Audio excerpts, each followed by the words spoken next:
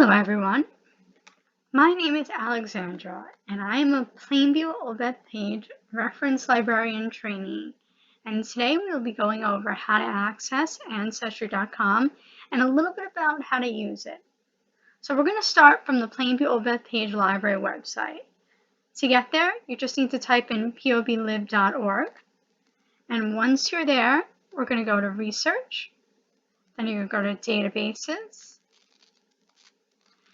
And once we're in databases, all you need to do is click Genealogy, and then two things are available to you, Ancestry Library and Heritage Quest.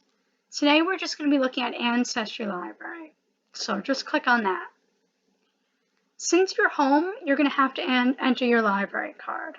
So we're going to put that in, submit it, and now you're on the main page of Ancestry. We're going to start with begin searching, but as you can see, there's a lot available to you here. There's a bunch of quick links. You could access the census records. The latest they have available is 1940. New census records become available every 72 years, excuse me. So in a little while, 1950 should be available, but not yet. So let's hit begin searching. Today we're going to be working with Thomas Powell, and Thomas Powell was born in 1641, so I'm not going to be able to show you census records. Something about the country just not yet being formed. Here, so you type in first name, last name. If you have the middle name, you could throw that in. Sometimes it's enough just to put your the first and last name. You want to know as much information as you can about an individual, because there's a lot of information that becomes available when you hit search.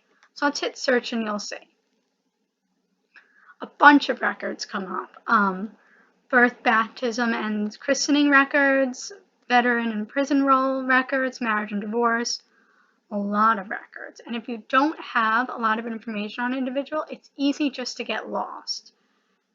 We do know that Thomas Powell had a wife, and her name was Elizabeth Phillips. Something like this is going to trip you up because you're going to see Elizabeth Towns Phillips. If you look underneath, it says Connecticut, but Thomas Powell was the founder of Plainview, so Connecticut just wouldn't be a part of this. Let's scroll down a little bit further then. Okay. So if you see here in U.S. and International Marriage Records, 1560 to 1900, you see Thomas Powell, his spouse Elizabeth Phillips, his birth at 1690, and marriage 1690. That checks out. He did marry his wife in 1690, so let's click on that. Once you pull it up, sometimes where it says no image, text only collection, you will be able to have an image and be able to see the document itself. I'll show you an example of that later when we look at census records. But for this record, you don't have that image to look at. But you do have a little bit of a transcript, which will tell you that information. The marriage year, spouse name, everything we discussed prior. So that's a little information on Thomas Powell and U.S. and International Marriage Records. Let's go back and check out those census records. We're going to hit all results, backspace. Let's go to home. Let's check out those census records that we're talking about, and we're going to hit 1940. And I'm going to put in Thomas Powell, even though we know that there's not going to be a census record for Thomas Powell in the United States. Type in the first name, the last name, and if you have any other information on the individual, you could throw that in, but sometimes I will tell you if you put in too much information, it'll just kind of get lost in the sauce. Generally, it helps to put in first, last name, birth or location, stuff like that's really helpful. Keywords, I'm going to put in Plainview. Plainview, New York.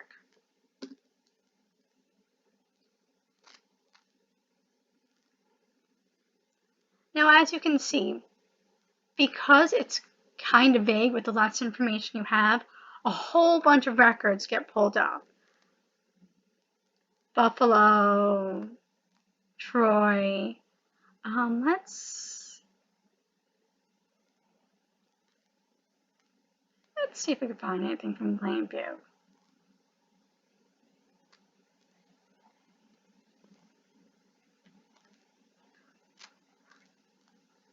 One more page, and if it gets a little too vague, we'll just click on something nearby. Let's do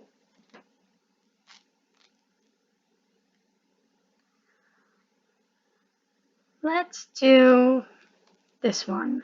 We'll click on record. Maybe not that one.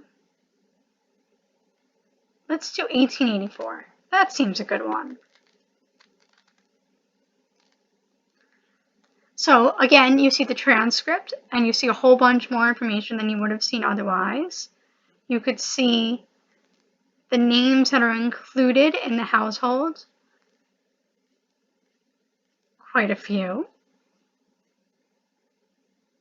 And then you could also see the document itself, which we weren't able to see in the other area.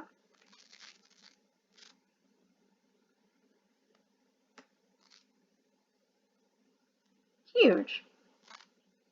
And you don't normally see such a huge household, so that's kind of cool to look at. But when you're looking at census records, you have a whole bunch of information available to you that you wouldn't have otherwise in other documents. You have the household data, you have the name of the individual, who they are, their relation, some personal description of them, their gender, whether they attended school, residence. Just a lot of information is available here that's really cool to look at and will help you get a little bit closer to the mark of more information about the family. All right, let's get out of here. This was pretty cool to look at. Let's check out, go back to all results. We're going to go to search.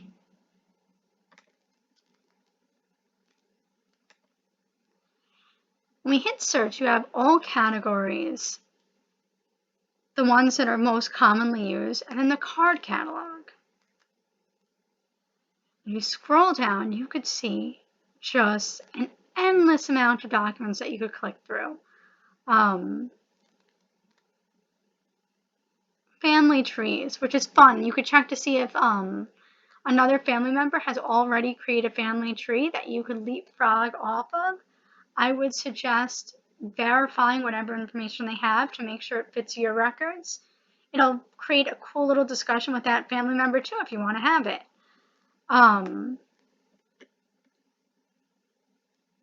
Filter by dates, goes far back as the 1600s. Filter by languages. Let's just click one.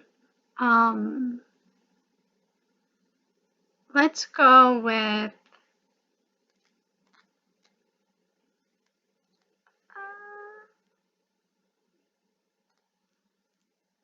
let us go with this one.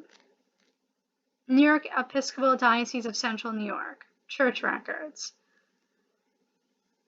You would do what you would have done before. You would just put in information.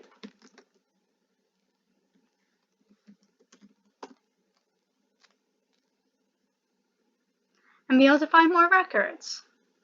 So I hope this was useful to you, and I hope you enjoy yourself when using Ancestry.com and learn a little bit more about yourself and your family. All right, have a wonderful day, everyone. Bye-bye.